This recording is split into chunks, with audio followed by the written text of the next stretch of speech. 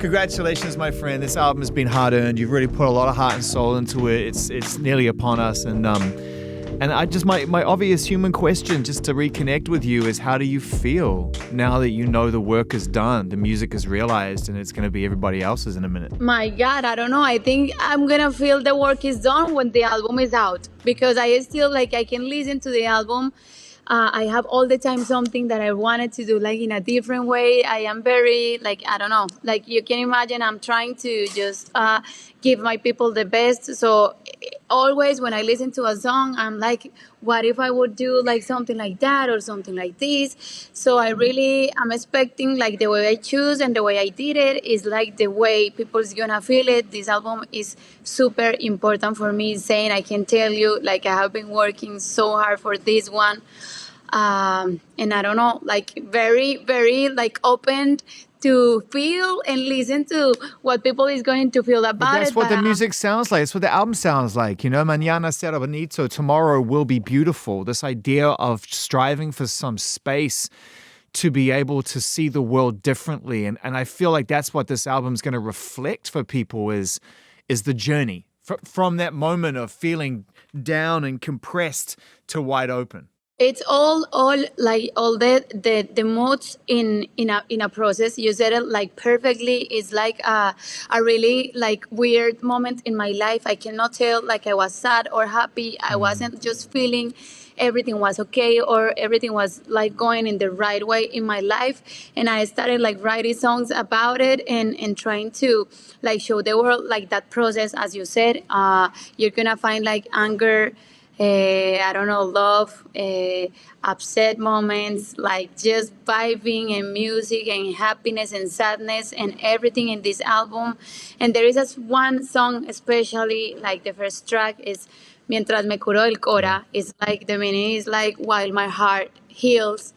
And I think that's the meaning, the lyrics of that song are the complete meaning of my album and the message that I want to give. I spent a lot of moments in my life trying to represent that I was a bichota, a boss girl, nothing can touch me, but I wasn't feeling that way completely. So in this one is just trying to say it's good and normal sometimes feeling not that good and not that in that mood all the time. But that tomorrow is going to be beautiful. Tomorrow is going to be another moment, another opportunity. Maybe the world and God and the universe is trying to make us strong and make us trying to teach us something. So let's be open and let's try to put the soul and the heart more open to feel the vibe and to understand what we need to learn. And it's interesting. I'm looking at the cover art right now, which is amazing, and all these symbols that mean something to you. The rainbow, the sad cloud that leads to the happy cloud.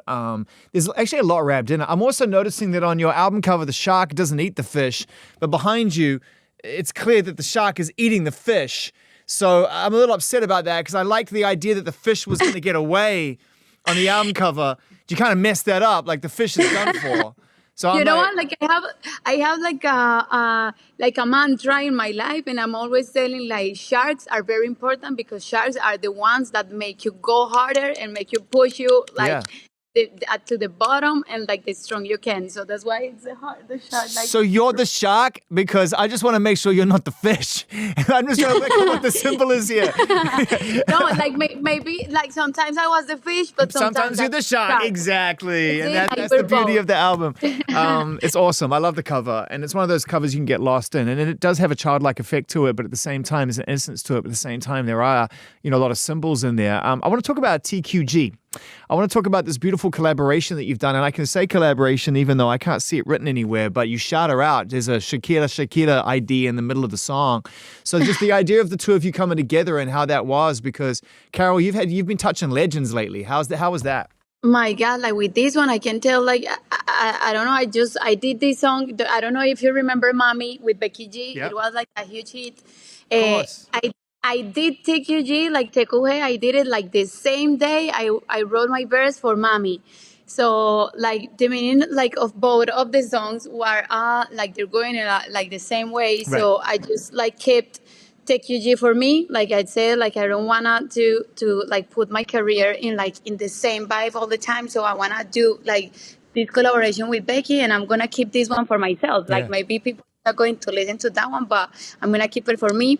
Then I was like just seeing what was happening with Shakira and his personal life and her personal life, and I was like, you know what, like let me contact her because maybe like this song it's getting like with her story, the song gain again like it worth it for me to launch it again to for girls to represent that moment of the life in that That's really specific interesting, Karol, that you come at it from that angle, because you could have come at it purely from an artistic angle, from a legacy and respect angle. Shakira's one of the most incredible performers and artists and influential artists for the last 25 to 30 years. But for you to look at it from a human point of view, to identify through some kind of pain within life's journey that, hey, maybe that's a reason for us to connect. It must have been really important for you because this album's been a healing process for you as well. That's everything. Like for me, it was everything. Like last year, we were like sharing some songs, but for me, like music is about connection, and music for me is about to represent something that is real in my life. So there are a lot of songs that I did like maybe it wasn't representing something really clear for me, so I kept them like out of the album. But this one, like again, I was feeling something very special because for me was like it represents a moment in my life, but right now can represent a moment for her life. So I just called her. I called her and I was like sorry about me just calling you directly, but I think I have a song like maybe you're gonna be happy to hear it, like because I think it represents like a moment in your life. She was like super happy. She loves the song. And everything started like happening. We were like, you know what, like it was super nice for both of us share like conversation about life and about like how she was healing that process, like she was feeling that moment and me as well. So it was like I think this one is very special, and I can't wait for people to listen to It's it super and to exciting. like I love the song, and the chemistry is so great between the two of you. You know, I think about what she's been going through and what you've been going through. It's not of anyone's business, but it becomes people's business because it becomes stuff that people write about. And you fall in love with who you fall in love with. And you have to live your life, and you don't want to live your life in secret. You made that really clear with the song of the same name. And so I wonder when you come out the other side of that, though, and you've experienced it, and you put it into your music and you learn from it, how it affects your ability to approach love and approach relationships, because you're such a visible and loved person. Fans love you, you know, and your music is everything.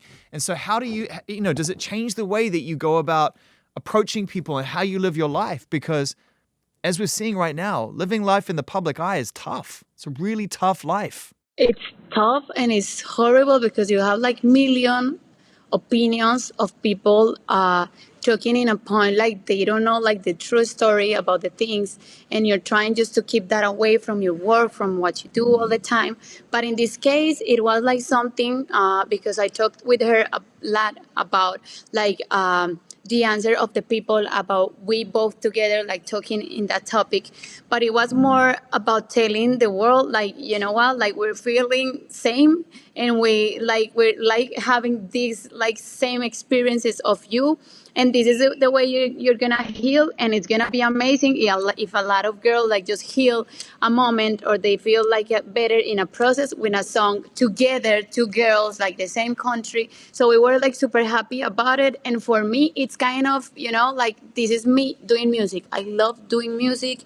I know my artistic name is KAROL G, but for me it's just Carolina expressing something. And if I'm gonna like since the beginning I was like, you know what, if I'm gonna live with music, I just have to be me, because I don't want it to create like a character or something that people follows, because it's gonna be hard to keep it like all the time. Well, that's like, what KAROL G was, right? When you come out, it's like, I'm KAROL G, like I can take on the world. But you're right, like this is Carolina on this album. This is a really very personal reflection. And I think that's when artists can truly start to explore everything, is when you take the identity you build as a kid, when you're just trying to like stand out and make noise and be exciting, and you don't even know how to express your inner thoughts and feelings. So KAROL G it is, right? And then you catch up to Carolina, and then you come together. Like it's an invitation. I don't know why. Like we are in a generation like everybody's trying too hard to be an adult, to be mature, to be like something that don't really are. and we're forgetting like all those moments where we were just so innocent, enjoying life no matter what. We're like the best ones. So what if we just like have a stop in a life and we just like feel the vibe, we just go with the flow, we just let the moment go. It's like, if I'm sad, let be sad. Tomorrow's gonna be perfect, tomorrow's gonna be better, but like let's stop and let's be you, because like this generation is teaching us a lot how to be for fit in this generation, to be cool, to be perfect, to be beautiful. It's just like everything has like a process, like the way it has to be, and why you just love the way you are. And I think like that, if you do like that, people is gonna love you more, because we need that differences like between everybody. Facts. KAROL G, let me ask you a question. Do you believe in manifestation, in the drawing of one's destiny to themselves? Yes, I believe so hard. I know you do. Now let me tell you why I know you do. That's why I know you do. Because you and Rihanna backstage at the Super Bowl is the perfect example of manifest destiny right there. Say, I like that. Say that was insane. Insane. You know what? I need to tell this story because I don't even know now how that happened. No one was getting back there, KAROL. You can't just get back there. You know what? Like I was since she announced she was going to be in the Super Bowl, I just asked my team, I need a suite. I'm gonna buy my suite and I'm gonna be there just enjoying that motherfucking show because I love her, and this can be like my only opportunity that I have to see her like singing live. Then when I got in the place, there was a misunderstood with my suite. So my suite was like in the middle of like a bunch of people, and it was like hard to see her. It was in the other side of the where she was going to perform. So I was super sad, and I don't know how it gets to Jay Brown, his manager, and he just sent 2 credentials for me to go to her suite. Like it was her family, it was like different artists. So I saw like her show when I was there. When the show finished, I just said like, everybody, thank you so much. I really appreciate this moment. I'm gonna leave. That night I was going to leave to Dominican Republic. So I was in the car getting to the plane. I didn't like finish the show because I was there because of Rihanna. Yeah. And somebody from my team called me and he was like, hey, G Brown, her manager just said she wants to meet you. So I don't know if you're gonna leave or you're gonna return. And I was like, what? Turn the car around. Turn the car around. Turn the motherfucking car around because I need to get there. And you know what? Like it took me 1 hour and 38 minutes to go back. That must have felt like a lifetime. Because what if she gets bored and gets in her car and splits? Like you must have been like, man, I got to get back there. And I was in the car and I was like she wants to meet me. Like I wasn't like really like getting the vibe that I was going to meet her. It was like kind of weird for me to like believe it, but I was doing my best and I was doing everything for like the opportunity.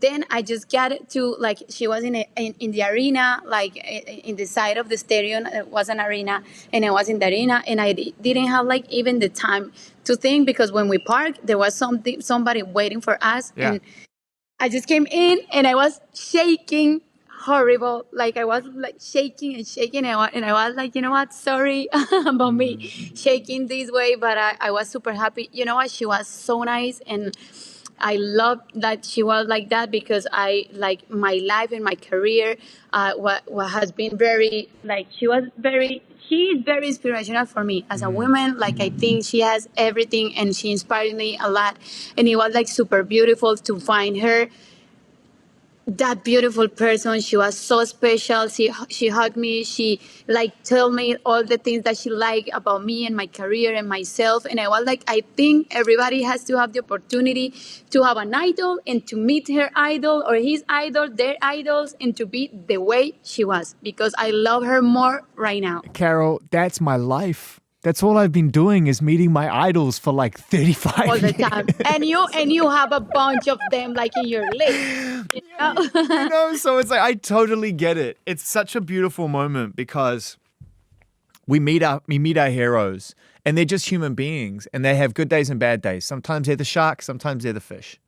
But this was one of those moments where you could tell that there was a really strong spiritual connection out the gate. And for her to call you back and ask to meet you when you're already on your way to the airport means that she felt it. She wanted to have a moment. It's so beautiful. And I'm going to ask you one more question about this thing right here, because I think it's really important to inspire kids to know that those early dreams lead somewhere. That's what manifestation is. Can you think back to where this moment originated from? Where was the first moment that Rihanna really touched you and spoke to you and influenced you? Can you trace this meeting back to a moment as a young child when that music really hit you? For me, I have to say, like, in a parenthesis, that for me was like kind of crazy to meet somebody that, like, it's not like to meet a person that is famous or is like full of things. I think as a human being, to represent something in a millions of people, because for me she gives motivation for me in my life. And I think like people in their lives, more than opportunities, the first thing that we need as a human, it's motivation, like inspiration to do something big, to be something big, to be good and to work hard and be strong for everything. So that's the first thing that I have to do, like that I have to say, like to meet her, to meet the person that gives me motivation all the time in this like hard life. It was like super special. I know you've got the small group of people around you that really help you discover things and bring them to life, and everyone supports each other. And, you know, on the eve of this really important album and these huge stadiums that you've all achieved, I just wanted to finish by asking you how it feels to share this with family, both blood and chosen, because you've been on this journey together for a long time. And this is really a chance to succeed and to celebrate together. It's not just you, right? Like, you couldn't do it without everybody. Like for me, like this industry can put you like in a really dark spot inside. So for me to keep my friends and my family involved in this like career is everything. And I have to say, and I always say it, like, people, like, if you're like watching this interview and if you have kids, please support what they love.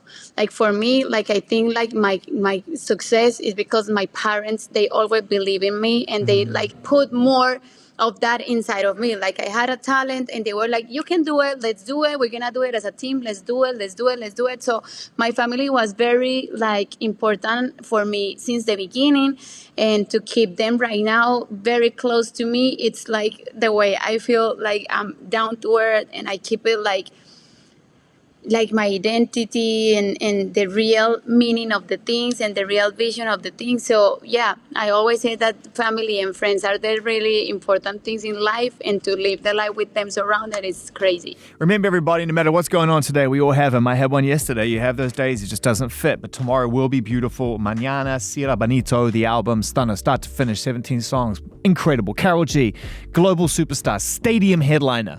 Congratulations. Great to see you. Thank you for your time. See you in Puerto Rico. Thank you so much, Zane. Thank you. I love you, and always a pleasure. And let's kill it.